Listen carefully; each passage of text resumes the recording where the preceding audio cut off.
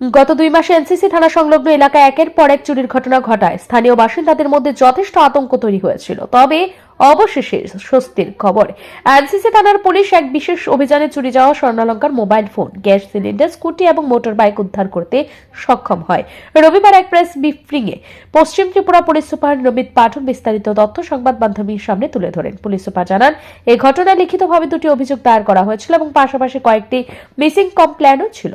সেই অভিযোগের ভিত্তিতে তদন্ত চালিয়ে এদের মধ্যে একজন হলেন সেলিম মিয়া, যার বাড়ি থেকে বিপুল পরিমাণ চুরি যাওয়া সামগ্রী উদ্ধার করা হয়। এছাড়াও আরেকটি অভিযোগে পুলিশ বক্সনগর ও বিশালগড় এলাকা থেকে আরো 2 অভিযুক্তকে আটক করে, যাদের নাম শাহিন মিয়া ও সেলিম মিয়া।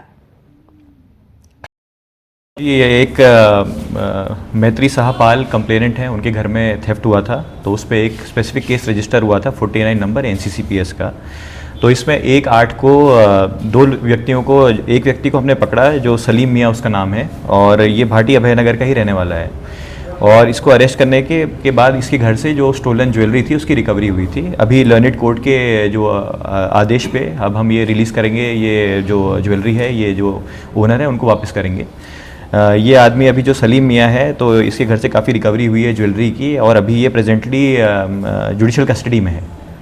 उसके अलावा एक अदर हमारे पास कंप्लेन आई थी, तुलसी दुबे चौहान करके हैं, उनकी भी कुछ ज्वेलरी मिसिंग थी, तो उसकी भी रिकवरी हुई है।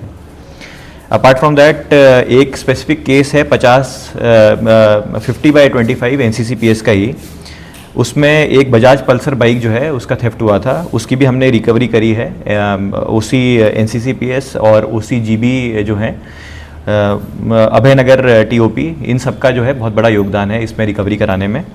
और इसमें भी 2 व्यक्तियों को हमने अरेस्ट किया है। उसमें एक का नाम शाहीन मियाँ है, एक का नाम सलीम मियाँ है। ये बॉक्सनगर और विशालगढ़ के रहने वाले हैं।